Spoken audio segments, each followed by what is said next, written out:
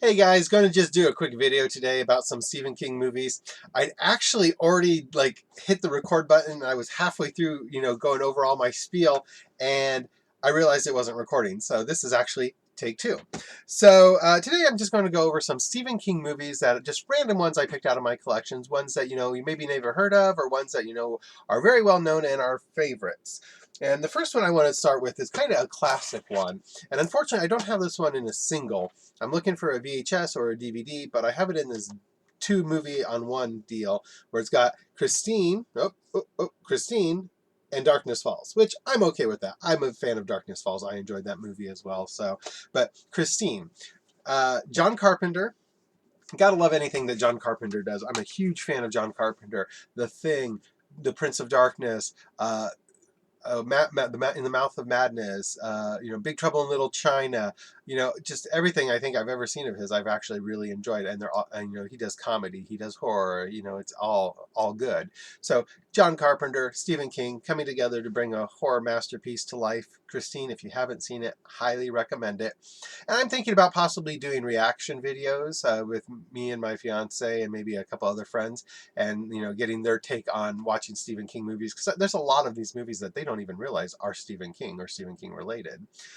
So that's kind of cool. So we're going to maybe possibly do that with Christine and a couple other ones that I'm going to mention here.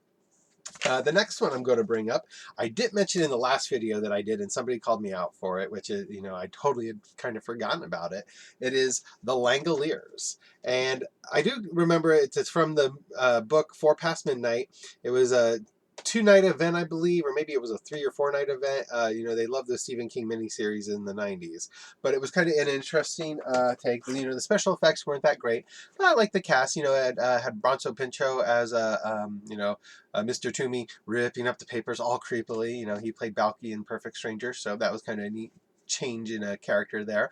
And then it had Dean Stockwell, who played Al from Quantum Leap, and I was a huge Quantum Leap fan, so I thought that was really cool.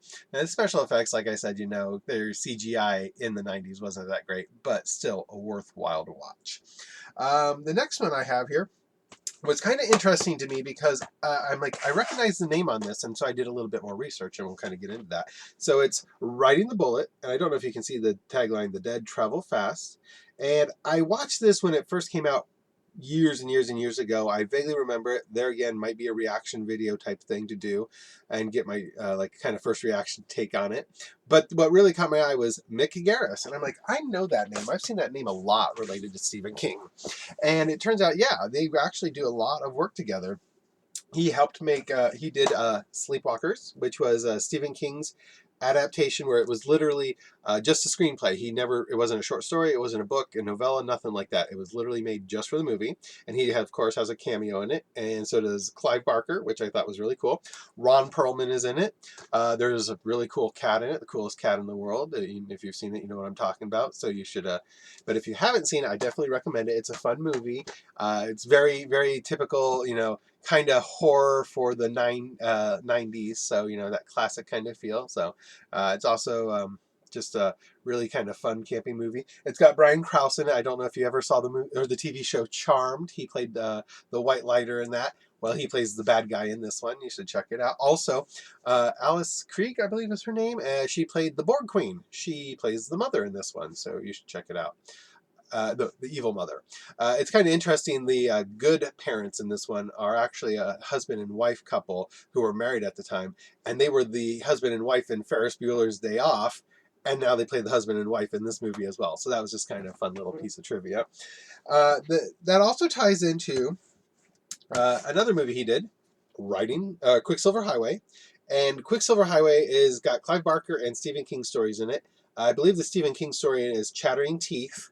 There again, it's Christopher Lloyd, great actor. Love Christopher Lloyd. He's always fun.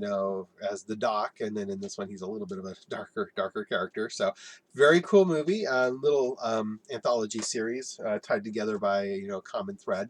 So definitely worth checking out if you haven't seen that one.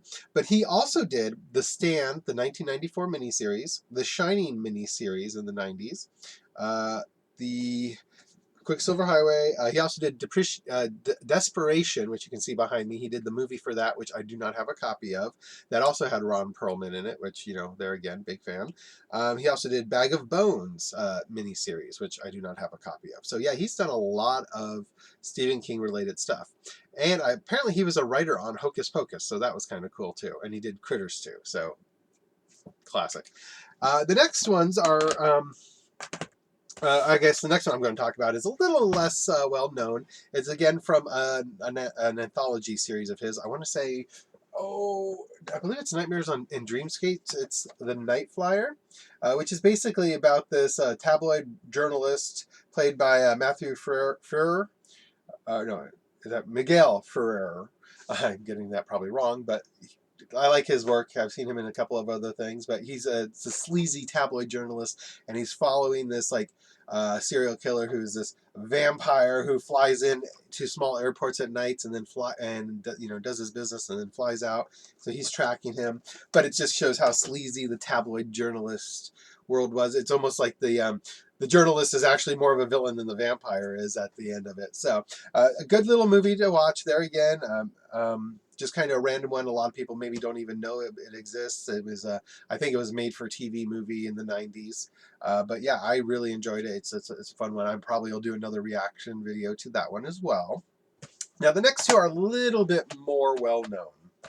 Now this one I'm going to do first because it has two of my favorite actors in it, John Cusack and Samuel L. Jackson. But which Stephen King movie is it? Because they've actually done two. They've done Cell and 1408. Now, I don't have a copy of Cell. I actually enjoyed the movie Cell. It's one of my guilty pleasures. It's not the most faithful adaptation, but there again, like I said, I keep books and movies separate in my mind. They're not the same universe, so I'm okay with the differences.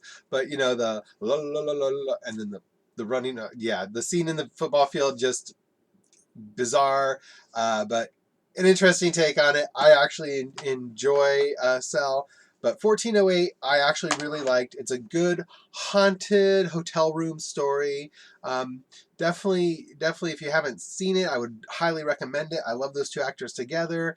There's two versions of it. Actually, there might even be more than two versions of it. There's like a director's version, the unreleased version, and depending on which one you get, you might like it a little bit better. I believe I saw the director's version, which maybe wasn't as happy as the theatrical version. But yeah, so if you're going to watch it, you may want to do a little bit of research on that and pick which one that you think you would enjoy the most. So I definitely recommend that. Then the next one that I have is one of my favorite Stephen King adaptations ever. And actually, I hadn't even read the story until I'd actually seen the movie, and it was so worth it. Even though the ending's a bit different, but even King says he likes the ending of the movie better. It is The Mist by Frank Darabont. And the thing about Frank Darabont that I find really interesting is he likes to use the same actors over again, and he does really great work with Stephen King's writing.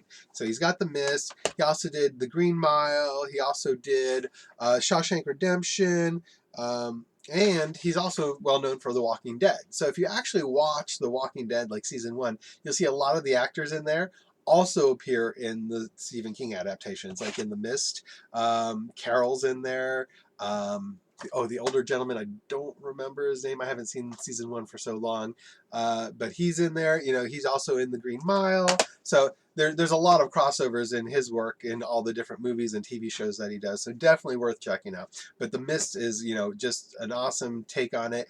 And, it actually kind of ties into the Dark Tower series a little bit with the thinnies. And the theory is that the mist is just a thinny that's spread. So I won't get into that. That'll be up to you to do your research on. But there again, those are just some random movies. Some that are probably a little bit more well known. Some that maybe not ever heard of.